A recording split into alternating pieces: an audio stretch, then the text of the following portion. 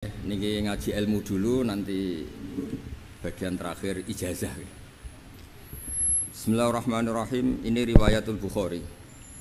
Haddatsana Abdullah bin Yusuf, haddatsana Les, haddatsana Sa'id al-Maqburi an-Nabi Hurairah radhiyallahu anhu qala an-nabiy sallallahu alaihi wasallam. Ma minal anbiya'i nabiyyun illa qad u'tiya minal ayat ma mithluhu amana alaihi al-bashar. Wa innama kana alladhi utituhu wahyan awhahu wa ilayya fa arju an akuna aktsarahum tabi'an yaumal qiyamah. Dados kita tahu semua nabi itu punya mukjizat. Ya, semua nabi itu punya apa? Mukjizat. Mukjizat itu hal yang luar biasa yang memastikan manusia itu tidak bisa menyainginya atau menandinginya. Dan rata-rata mukjizat nabi dulu itu fisik. Misalnya ontanya Nabi Soleh itu kan onta tapi keluar dari batu, itu kan aneh sekali. Atau tongkat Nabi Musa bisa simsalabim mengeringkan laut apa? Merah.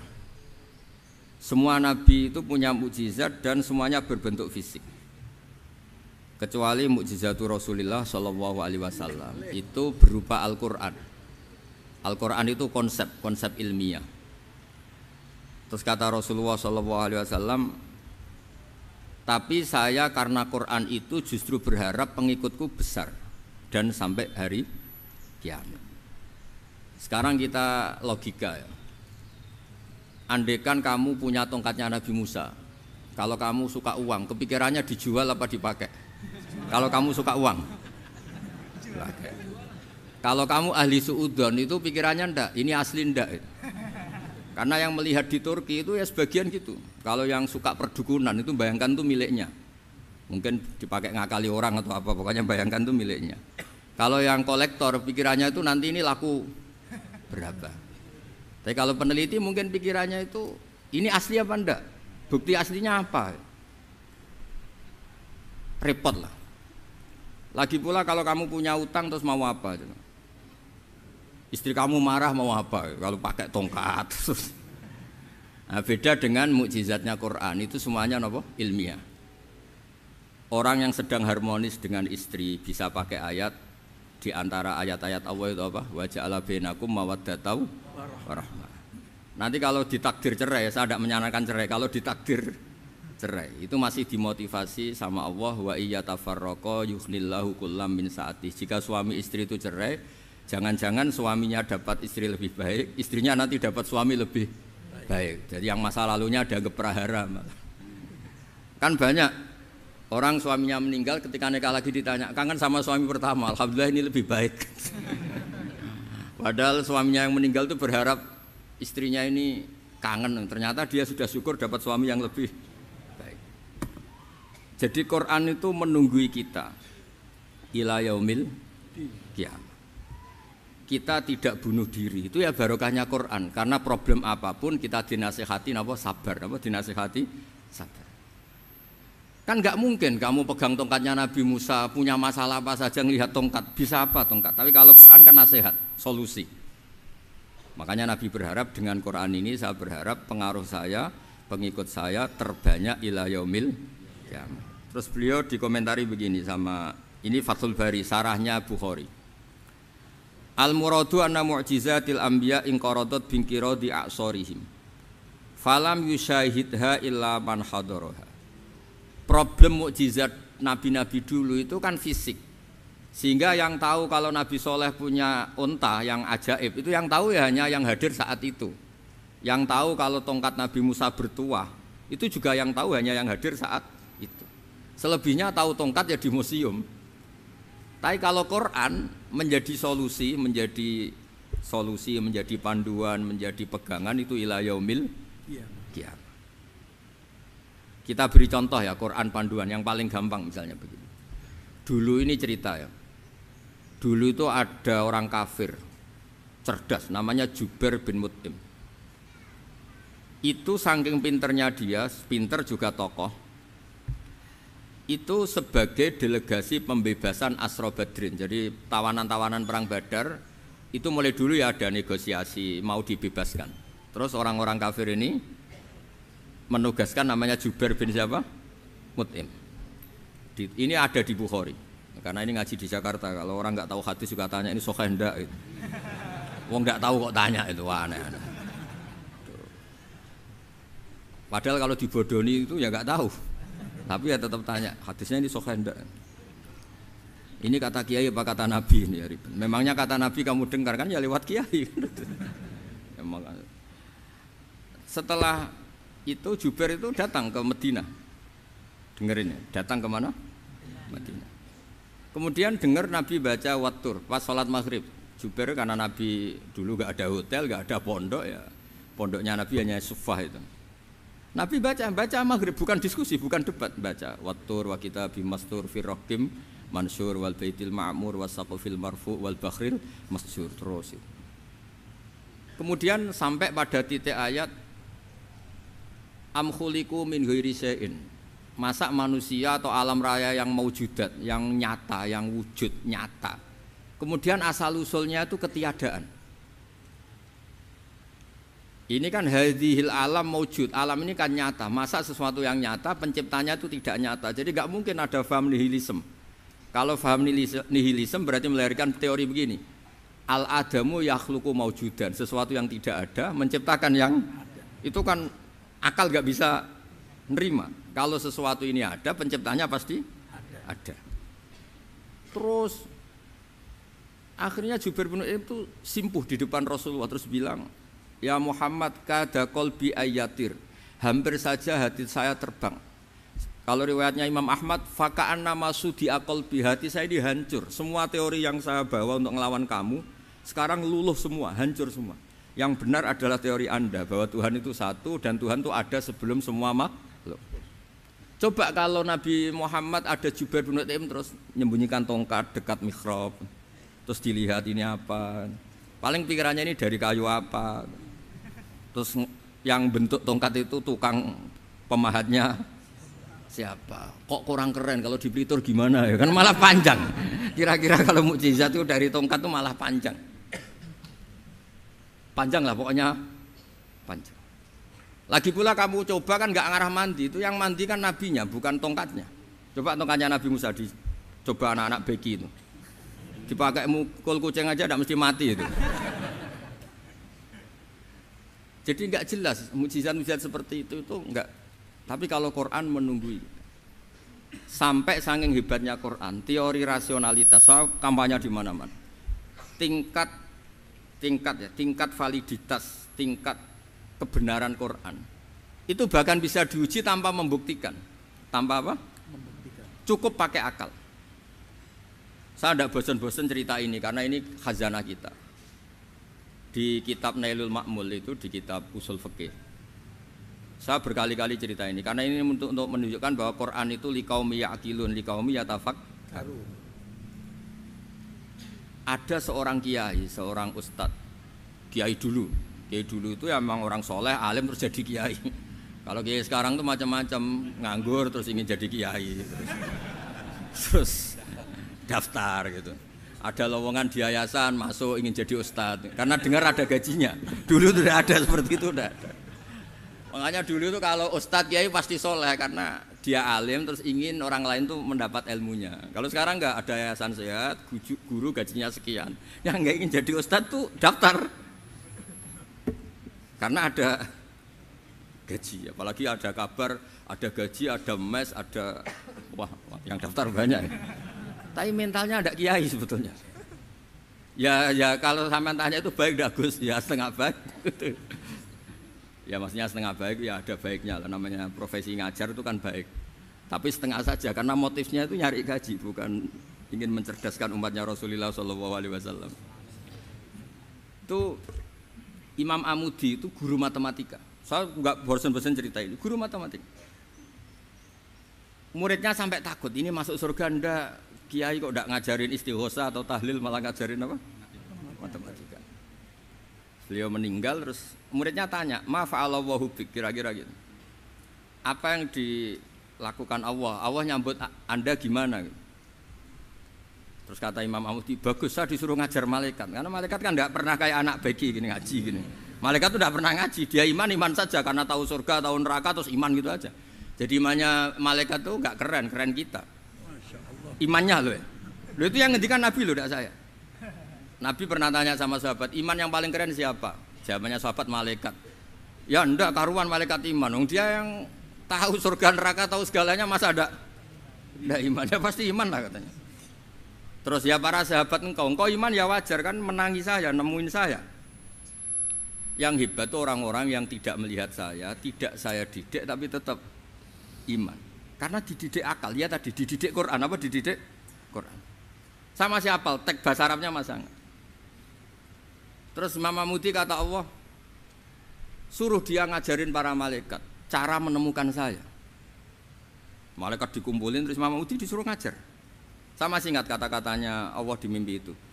Istadilla ala wahdaniyati bihadrati malaikati, tolong ajarkan cara menemukan saya padahal Anda ini manusia yang tidak melihat saya. Anda di Jakarta kan lihatnya gedung-gedung, paling jadi khayal, terus nikmat lah, Anda ikut punya tapi ikut nikmati. Itu orang desa-desa kalau ke Jakarta itu pokrol, wah di Jakarta itu gedungnya tinggi-tinggi, tidak kayak kampung sini, lo udah ikut punya, ikut bangga. Di Jakarta orangnya cantik-cantik, tidak kayak orang sini. Padahal dia ya tidak dapat orang cantik gitu. Jadi Allah itu saking pinternya, miskin-miskin ya bisa berkhayal dan bahagia. Nah, itu alhamdulillah betul. Akhirnya itu apa ini anak-anak begini saya tak niati ngajar standar anak-anak akademik. Terus pertama yang diajarkan hanya bilang gini, sama siapa teknya itu? Ya malaikat wahai para malaikat. Terus beliau bilang, nisbatus naini wassalasah ila malanihayata lahu nisbatul far'i ilal asli. Angka itu jumlahnya berapapun 2, 3 sampai triliunan. Semuanya itu nisbatul far'i ilal asli. Binisba'it ilal wahid nisbatul far'i ilal asli. Angka 2 ya cabangnya 1, 3 ya cabangnya 1, 1 triliun ya cabangnya 1. Tetap yang asal usul adalah angka 1. Itu nangis semua malaikat. Cara Jawa itu mandekman kue iman kaya imanku. Makanya imannya ummatu Rasulullah sallallahu alaihi wasallam itu PD-nya yakinnya kayak imannya malaikat. Kalau Tuhan itu 1. Karena angka enggak bisa dimulai kecuali dengan angka 1. Makanya nisbatus naini wassalasah ila malani hayatalahu iku nisbatul far'i ilal asli. Semuanya itu nisbatnya cabang ke induk. Berarti semua alam raya ini tetap asal usulnya 1, yaitu qul huwallahu ahad. Nah itu namanya akal. Umatnya Rasulullah itu ditinggali mukjizat akal lewat panduan Quran, sehingga meskipun kita tidak menangi Rasulullah, tidak menangi sahabat, kita tidak tahu malaikat Jibril, tapi cara iman kita ini tidak kalah keren. Yakin hakul yakin. Terus kedua gambar. Kamu gambar rumah, gambar hewan, gambar apa saja, mesti dimulai 1 titik. Entah gambar kamu bagus, entah jelek, tetap dimulai 1 titik. Nah, titik ini namanya nuqtatul wujud. Semua alam raya dimulai dari 1 titik, yaitu nuqtatil wujud. Makanya Quran dimulai bismillah, dan bismillah itu dipilih sama Allah pakai pertama ba itu ada titik. Itu kata semua ulama. Itu titik itu singkatan dari bi kana makana wa bi yakunu mayakun. Karena saya semuanya ada. Bi itu karena saya. Jadi makanya santri-santri beki tidak usah bayangkan kamu jadi wali terus bisa terbang ke Mekah, tidak usah.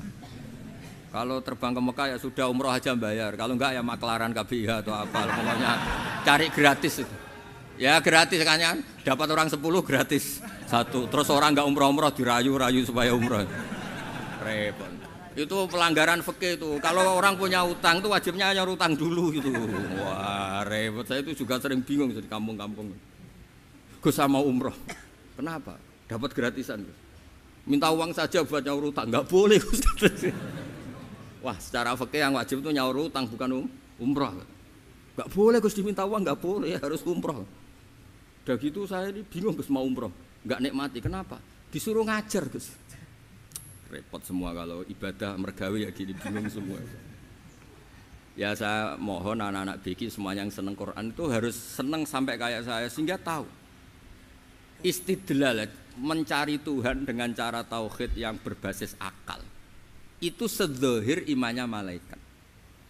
Jika di klasmen iman itu manusia ulul ilmi, kita yang nekuni ilmu itu nomor 1 prakteknya.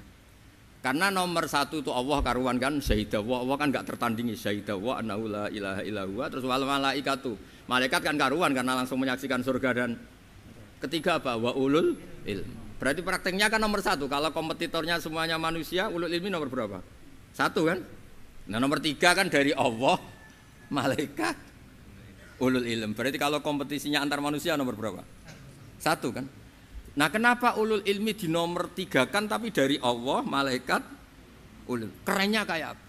Karena cara iman ulul ilmi itu enggak ada ragunya sama sekali.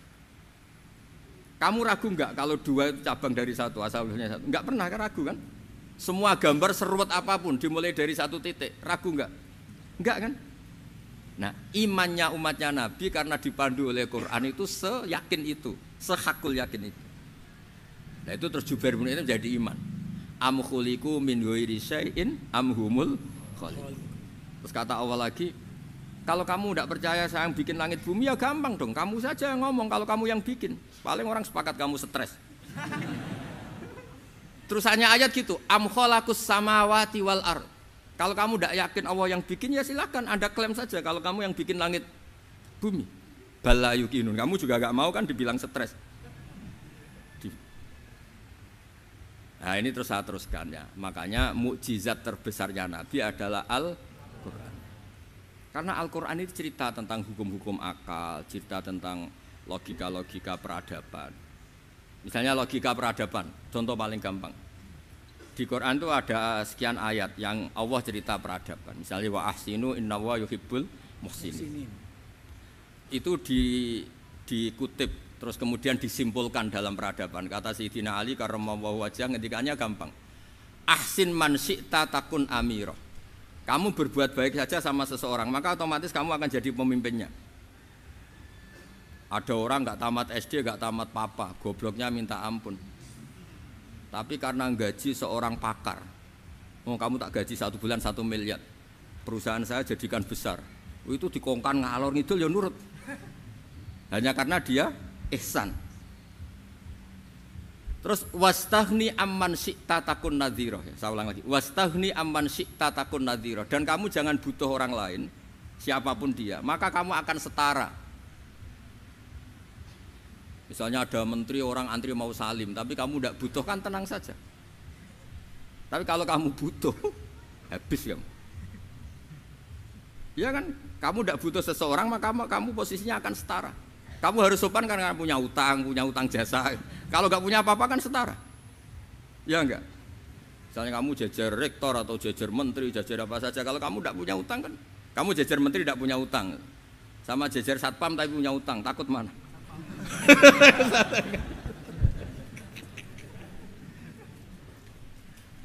Kalau butuh itu mesti kalah kan? Ada pejabat misalnya nggak begitu cantik sama perempuan cantik yang kamu butuh ingin dicintai, takut mak. Padahal nggak jelas orang ini pangkatnya apa, nggak jelas. Jadi dalam hukum sosial itu kata Sayyidina Ali wastaghni amman syi'ta takun nadhira. Kamu jangan butuh seseorang maka kamu akan setara. Terus yang terakhir wahtas ila man syi'ta takun asiro. Asiro pakai sin. Dan silahkan butuh seseorang maka kamu akan jadi budak dia. Ya coba misalnya Anda seorang profesor, seorang alim, seorang getop. Misalnya mencintai janda di ujung kampung sana, jalan kaki 2 kilo. Padahal itu gak tamat SD, tapi gara-gara seneng. Kacau kan, logika kepangkatan hilang semua kan. Jadi itu hukum peradaban. Itu mewakili isi-isi sosial yang diterangkan Quran. Ya, dari paketnya 3 tadi ya. Ahsin man syi'ta takun amirah. Kamu berbuat baik sama seseorang maka kamu bisa memimpin. Wastaghni amman syi'ta takun nadhira. Kamu jangan butuh seseorang maka kamu akan setara. Mbok kamu ketemu orang terkaya di dunia. Ya ketemu orang terkaya di dunia, kamu jejer, kamu tidak butuh dia. Tenang kan bisa setara kan? Tapi kalau butuh harus sopan, ngajukan proposal, harus berakhlak karimah. Makanya sekarang Anda kok berakhlak kenapa? Ternyata mau nyalek. Biasanya ndak berakhlak kok berakhlak. Ada apa ini? Makanya guyonan di Rembang itu Beb Husain itu. Kalau ada orang mendadak sopan sama temannya, temannya curiga, kok tumben sopan, mau utang ya?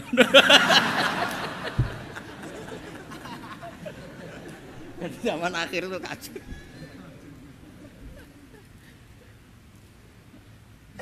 Ya di semua daerah gitu ya sama Pak Rektor ya.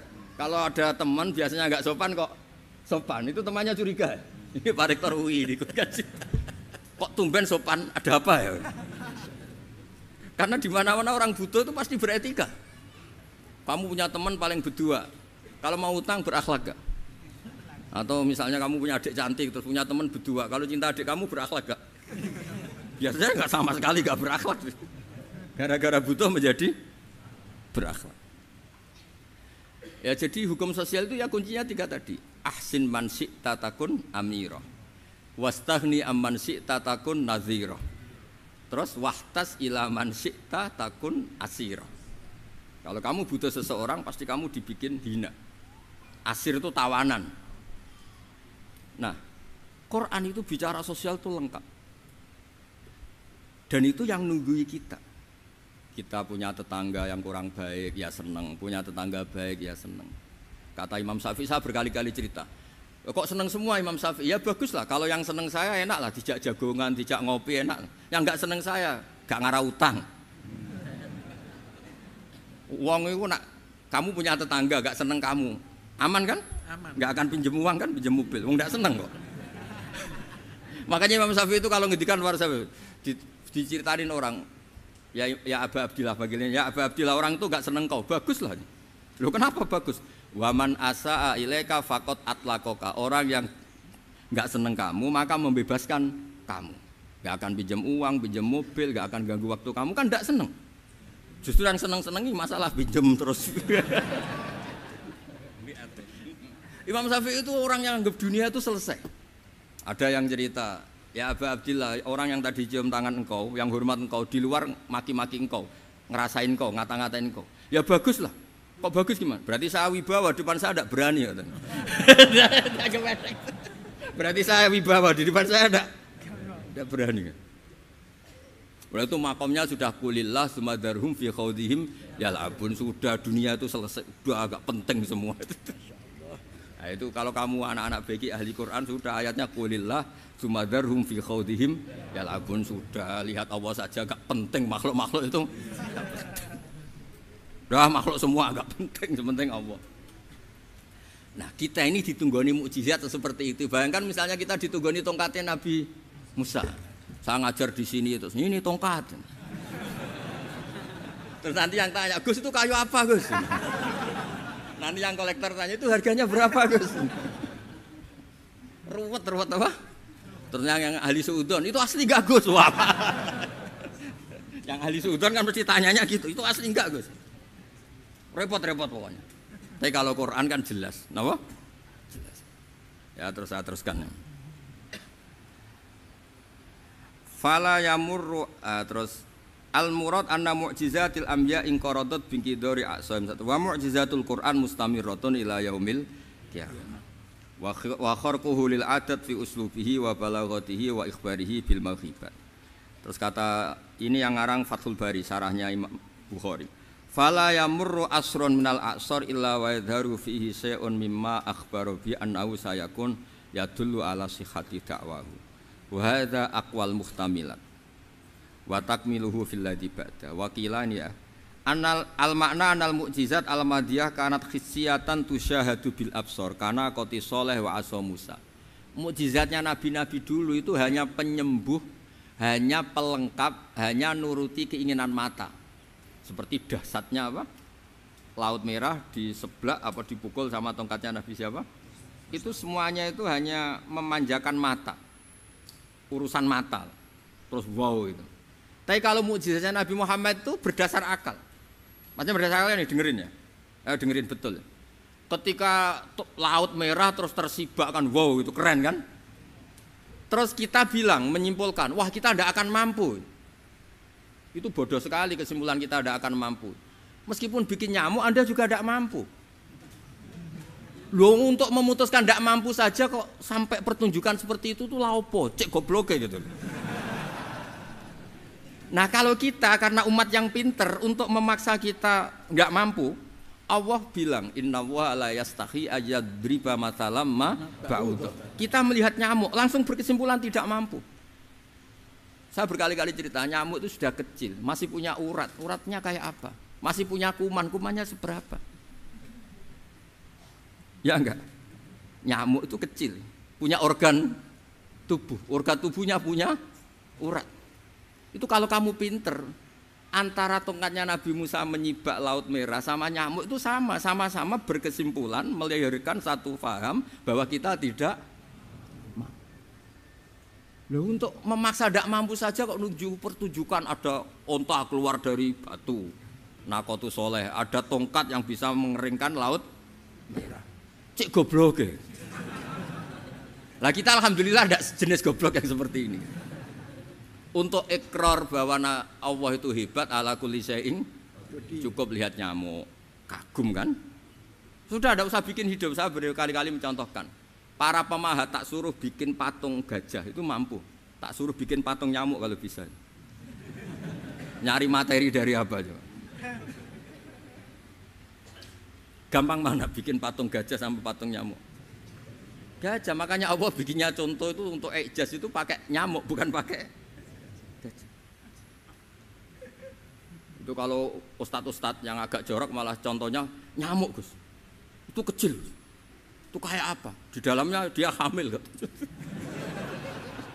Itu anaknya kecil lagi, telurnya kecil lagi, itu gimana itu cara bikin itu?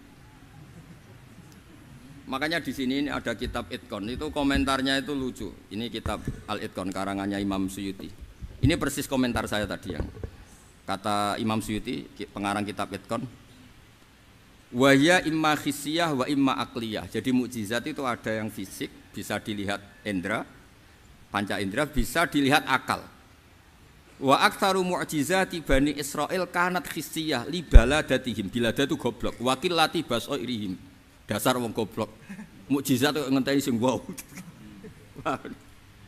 Maksudnya dasar wong untuk ngakui Allah hebat saja kok nunggu halal yang seperti itu gitu.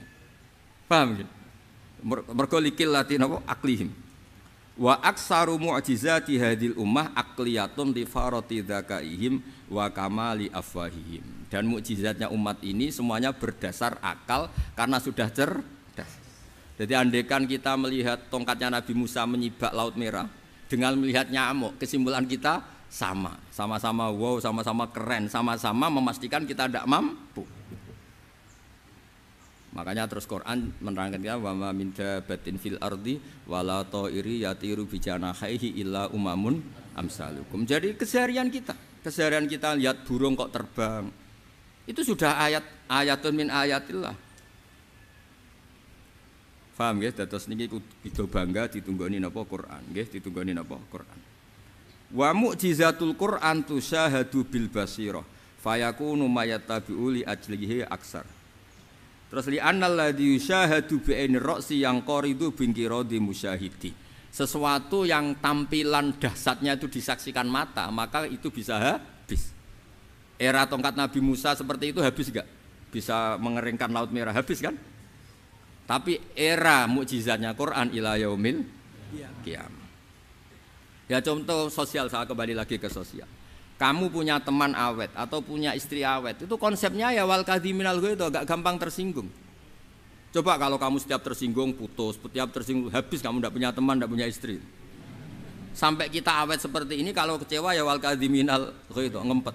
Termasuk saya ini biasanya ngaji khusus terus baca gini ya kecewa. Tapi barokahnya diwarai Quran wal kadhiminal ghaidh, ngempet Gus, ngempet. Terus kecewa sama teman, kenapa tidak putus? Karena wal afina aninna, sudah kalau kecewa maafkan. Coba kalau kita kecewa presiden demo, kecewa menteri demo, kecewa orang tua minggat, ya kalau dicari, kalau tidak kan malu.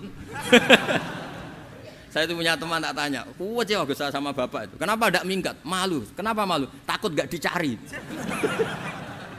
Itu orang tuh paling malu itu kalau keluar dari rumah nggak di. Saya punya teman lagi, saya ini takut mati Gus. Kenapa? Takut istri saya tidak nangis Gus. Itu kematian terburuk itu kalau sudah mati, tahu istrinya tidak nangis. Oh itu malu betul itu. Makanya jangan mati. Pokoknya pastikan orang sekeliling Anda nangis itu baru berani mati. Kalau enggak jangan. Ya, jadi mukjizatnya Nabi itu luar biasa. Walladzi yusyahadu bi'ainil aqli bakin yusyahiduhu kullu man jaa ba'dal awali mustamirran. Sesuatu ilmiah, sesuatu agama atau apa saja yang logis itu akan abadi ila yaumil. Kayak tadi. Ketika kita kecil diajari apa? Wujud, qidam, baqa, mukhalafatul hawadisi, qiyamuhu binafsihi wahdaniyat qudrat iradah. Itu ila yaumil qiyamah. Karena kita pasti punya logika tadi. Masa alam raya yang maujud didahului ketiadaan. Kemudian ketiadaan ini kita rumuskan, ketiadaan inilah yang bikin alam raya. Di mana-mana nihilisme, ketiadaan ya layu asfiru say'an, namanya tiada ya tidak punya akibat apapun. Yang punya akibat apapun ya sesuatu yang wujud. Lalu itu kan ila yaumil qiyamah, sampai kapanpun teori itu akan nunggui kita ila yaumil qiyamah. Tapi kalau tongkat Nabi Musa ketika kita tidak melihat kan punya alasan tidak ngandel, Musa tidak tahu.